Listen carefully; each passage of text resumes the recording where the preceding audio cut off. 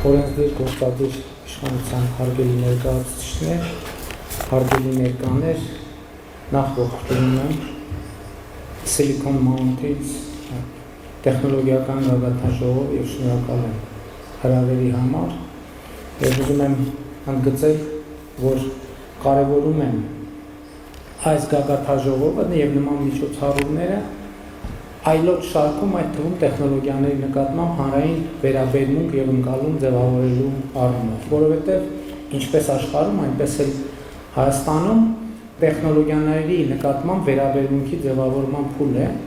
եւ տեխնոլոգիաների օգտակարության գործակից ավելացնելու ճանապարհին շատ կարեւոր է ճիշտ ընկալում եւ վերաբերմունք ձևավորել հանրության շրջանում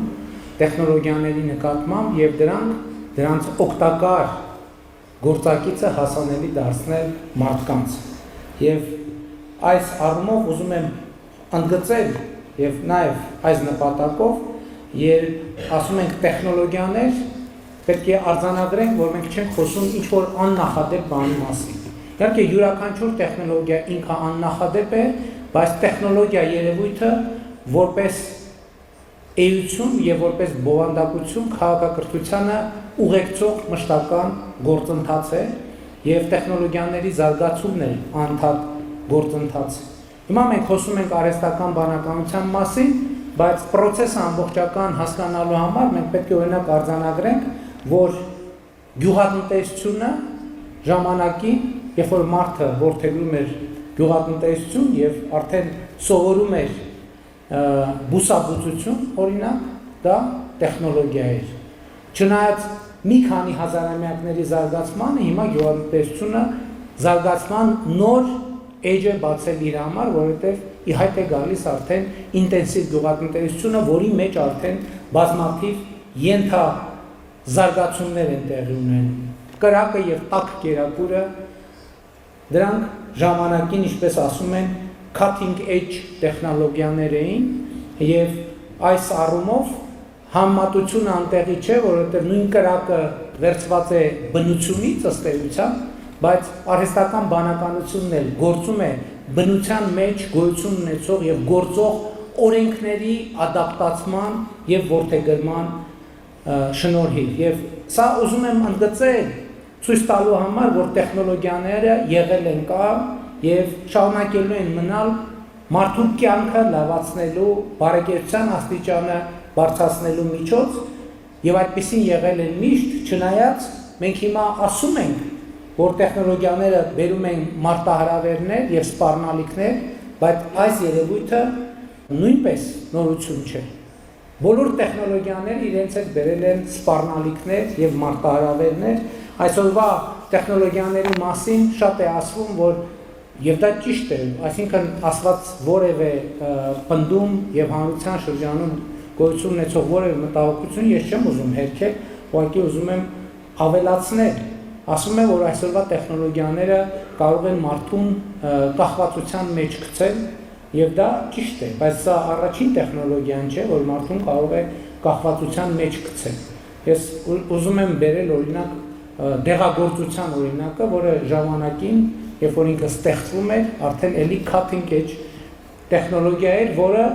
իր հետ բերեց նաև այլ մարտահրավերներ եւ ինչ այլոց այդ մարտահրավերները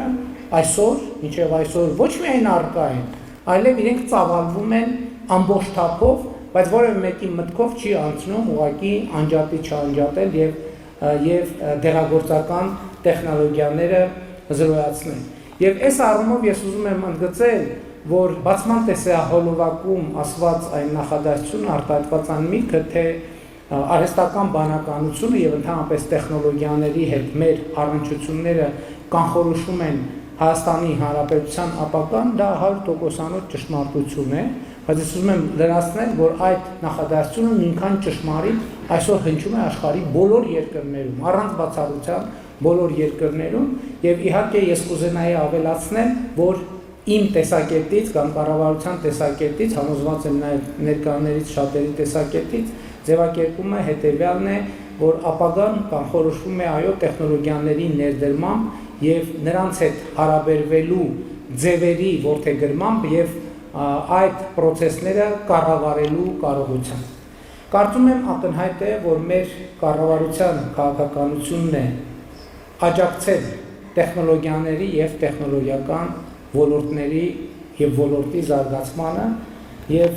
վերջերս առիթ ունեցել եմ այսօր շատ պատեհ եմ համարում բարձաբանել, թե որոնք են այն գործիքները, որոնցով կառավարությունը ուզում է եւ աջակցում է եւ ռազմավարական ընկալում ունի տեխնոլոգիաների զարգացմանը աջակցելու առումով։ Ես կարող եմ հիշատակել առաջին 3 քայլերը, որոնցով մենք պատկերացնում ենք, որ պետք է աջակցենք տեխնոլոգիական ոլորտի զարգացմանը։ Դրանցից առաջինը կրթությունն է, երկրորդը կրթությունն է, երրորդը կրթությունն է։ Հաջորդ քայլերը թվարկելով կարող եմ հիշատակել ենթակառուցվածքները, լավ կարգավորումները, լավ քաղաքականությունները։ Բայց հարց է ծագում, թե ինչ է պետք անել եւ ինչ է պետք ունենալ լավ ենթակառուցվածքներ, կարգավորումներ եւ քաղաքականություններ մշակելու եւ ունենալու համար։ Կարծում եմ այստեղ էլ պատասխանը նույնն է։ 3 բան է անհրաժեշտ՝ կրթություն, կրթություն եւ ելի կրթություն։ Այստեղից էլ հարց է առաջանում, թե իսկ ինչ է անհրաժեշտ լավ կրթական համակարգ ունենալու համար։ Լավ կրթական համակարգի համար էլ նույն բանն է անհրաժեշտ՝ լավ քաղաքականություններ, ենթակառուցվածքներ եւ կարգավորումներ։ Դե հույս ունեմ, որ արդեն պարզ է նաեւ, թե մեր տեսակետից ինչ է պետք ունենալ կրթական ոլորտում լավ քաղաքականություններ, ենթակառուցվածքներ եւ կարգավորումներ ունենալու համար, եւ այստեղ էլ մեր պատասխանը հետեւյալն է. առաջինը կրթություն, երկրորդը կրթություն, երրորդը կրթություն։ Եվ մենք սա իմիջիայլոց ուզում եմ ասել, որ մեր ունեցած պրակտիկ փորձից ենք եկել այս եզրակացության եւ սրա մեջ իհարկե կա քաղաքական կարգախոս եւ քաղաքական ընկալում, բայց ուզում եմ ասել, որ այս քաղաքական կարգախոսը եւ ընկալումը եւ այս ռազմավարությունը մեզ համար կյանքի հետ առնչվելու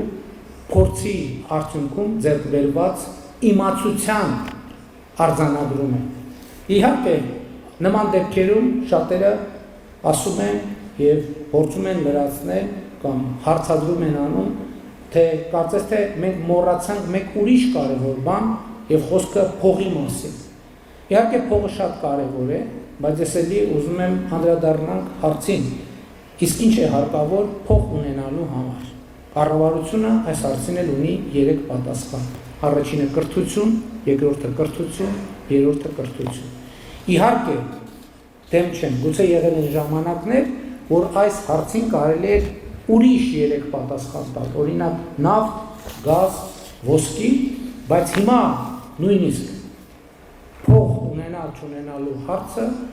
աշխատանք ունենալ չունենալու հարցը, բարեկեցություն ունենալ չունենալու հարցը մեր ընկալմամբ ունի 3 պատասխան։ Առաջինը կրթություն, երկրորդը կրթություն, երրորդը կրթություն։ Ընդհանրապես, երբ շատ է խոսվում նաև աշխատանքի շուկայի մրցունակության, բարեկեցության եւ համոզված եմ նկատել եք, որ մենք այդ բոլոր հարցերին այս նույն պատասխանն ենք տալիս եւ մի փոքր շեղվելով ուզում եմ հետեւյալը ասել, երբ որ ես առիթ ունենում եմ այդ թվում աշխատանք գտնելու, բարեկեցություն կառուցելու հարցում հաղորդակցվել մեր քաղաքացիների հետ, ես սովորաբար մի այսպիսի միտք եմ զարգացնում, որը գիտեմ, որ կարող է նաև վիճահարույց լինել, բայց ես ասում եմ մարդկանց հետևյալը, ասում եմ, եթե դուք աշխատանք եք փնտրում, որպեսզի բարեկեցություն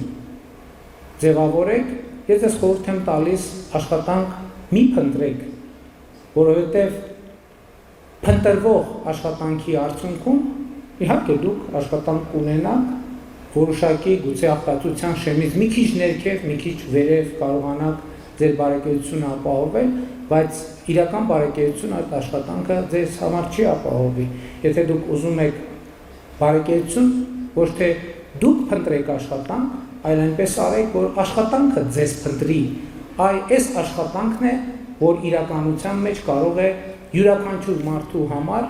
ապահովել բարեկեցություն, փող, հարստություն եւ այլն եւ այդպես շարունակ։ Ինչ վերաբերվում է փողի եւ կրթության իմացությանը, ի հակառակ ոսկու, նավթի կամ գազի, ես արդեն ասացի, որ գուցե 20-30-40 տարի առաջ այստեղ բալանսը մի փոքր այլ էր հավասարակշռությունը կամ ուժերի հարաբերակցությունը, բայց այն, որ մեր ժամանակներում փող ունենալու համար 3 բան է պետք, առաջինը կրթություն, երկրորդը կրթություն, երրորդը կրթություն, այս թեզը ստուգելու համար անհրաժեշտ է ընդամենը հենց այսօր ստուգել աշխարհի ամենահարուստ անձանց ցուցակը եւ կարծում եմ, որ այս պատասխանը այլևս ակնհայտ կլինի։ Կարծում եմ նաեւ այս հարցի պատասխանի ակնհայտությունը կարող ենք արդեն իսկ սկսել տեսնել նաեւ աշխարհի ամենահարուստ երկրների ցանկը ուսումնասիրելիս։